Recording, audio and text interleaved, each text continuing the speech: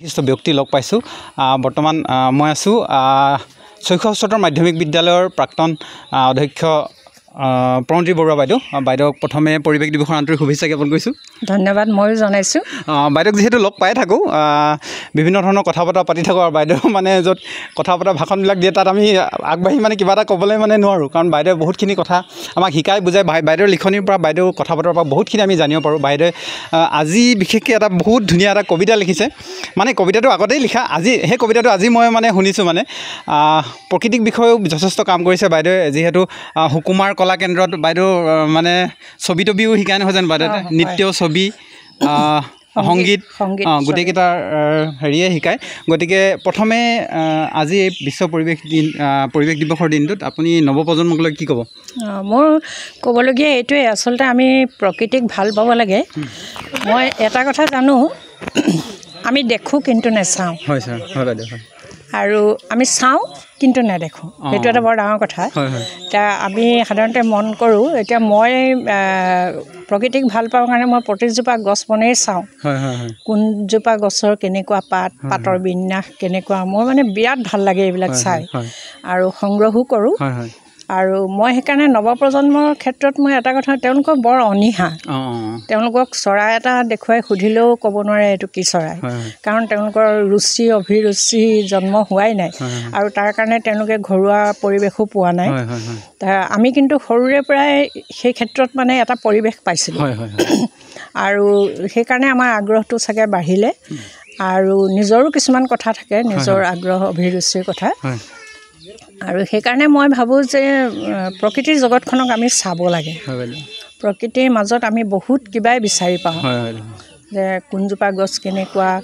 এই অলপ আগতে ক'লোঁ পাতৰ বিন্যাসকে আদি কৰি তাৰ মাজত বেলেগ এটা আনন্দ পোৱা যায় আমি এতিয়া গছ পুলি এটা ৰুলে যেতিয়া ডাঙৰ হয় বা ফুল পুলি এটা ৰুলে কেতিয়াকৈ ফুলিব কলিটো ওলাইছেনে নাই আমি অতি আগ্ৰহেৰে বাট চাওঁ যেতিয়া ফুলপাহ ফুলে ওচৰত যেয়ে থাকে তাকে মাতি আনি দেখুৱাওঁ গতিকে ভাবোঁ যে আমি প্ৰকৃতিক ভাল পাব লাগে আৰু এতিয়া যিটো সমস্যাৰ সৃষ্টি হৈছে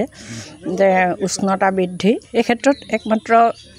গছেহে আমাক ৰক্ষা কৰিব পাৰিব সেই অনুভৱটো আচলতে প্ৰতিজনে হৃদয়ত ল'ব লাগে এইখিনিয়ে কথা মই কৈছোঁ আৰু বিশেষকৈ বাইদেউৰ আমি মানে ভিতৰলৈ মই এদিনে গৈছোঁ বাইদেউ কিবা কাৰণে নিমন্ত্ৰণ দিবলৈ কিন্তু বাইদেউহঁতৰ ভিতৰৰ চৌহদটো পৰিৱেশ সাংঘাতিকভাৱে ধুনীয়া কৰি ৰাখে বাইদেউ আৰু ইতিমধ্যে কৈছে সুমিতে সৰাপাতৰ পৰা আপুনি খুব ধুনীয়াকৈ এটা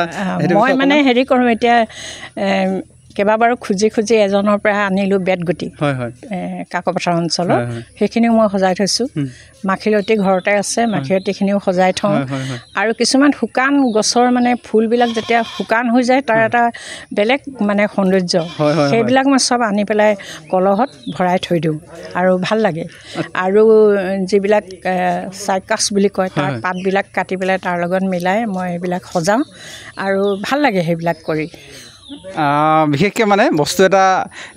চোৱাৰ দৃষ্টিভংগীটো আচলতে কিছু সুকীয়া হ'লে বহুত বস্তুতে সৌন্দৰ্যটো দেখা পায় আৰু অকণমান যদি ধুনীয়াকৈ কিবা এটা ৰখা যায় এনেকৈ পেলাই থোৱা বস্তুটো যদি অকণমান ভালকৈ ৰখা যায় তেতিয়া খুব ধুনীয়া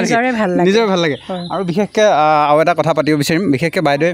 মানে এজোপা গছৰ ওপৰত এটা কবিতা লিখিছে গছজোপা মানে মানুহে পূজা কৰিছে ভাল কথা নাই কিন্তু ইমানেই গছজোপাত মানে পূজা কৰাৰ নামত ইমানেই টিলিঙা চিলিঙা কিবা কিবি লগাই দিছে যিটোৰ পৰা মানে গছজোপা হয়তো উশাহ ল'বলৈ প্ৰব্লেম হৈছে বা গছজোপাৰ আশে পাশে ইমানেই ধূপ ধূনা জ্বলাই দিয়া হৈছে যাতে গছজোপা যেনেকৈ প্ৰাকৃতিক পৰিৱেশ এটা জীয়াই থাকিব লাগে তাৰ হয়তো সেই পৰিৱেশটো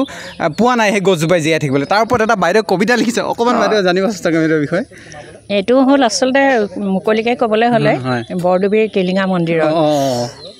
সেই গছজোপাত ইমানেই ঘণ্টাবোৰ আনি দিয়া হয় গছজোপা মানে উশাহ ল'বলৈ যেন জেগা নাই সেইটোকে ভাবিয়ে মই লিখিছিলোঁ যে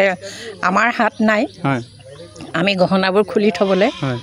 যিদৰে তোমালোকৰ চকু নাই মোৰ দুখখিনি বুজিবলৈ চাবলৈ সেইটোৱে আৰু তাকে কথাবিলাক চাওকচোন বাৰু আমি ইমানখিনি উপলব্ধি কৰিব নোৱাৰোঁ আচলতে প্ৰকৃতিৰ বিষয়ে ভাল পোৱা গছক ভাল পায় কাৰণে বাইদেউ তাত যোৱাৰ লগে লগে গছজোপা দেখা ল'লে গম পাইছে হয় এই প্ৰাকৃতিকভাৱে যি গছজোপাই কেনেকুৱা ধৰণৰ এটা পৰিৱেশৰ সন্মুখীন হ'বলগীয়া আছে তাৰ উপৰি সেই কষ্টটো অনুভৱ কৰি আচলতে বাইদেৱে খুব ধুনীয়াকৈ কবিতাটো লিখিছিল গতিকে পুনৰবাৰ বাইদেউক আন্তৰিক ধন্যবাদ জ্ঞাপন কৰিছোঁ আৰু ভৱিষ্যতে পুনৰ লগ পাম বাইদেউ বিভিন্ন ধৰণৰ কথা আলোচনা কৰিবলগীয়া আছে নিশ্চয় আৰু ময়ো ধন্যবাদ জনাইছোঁ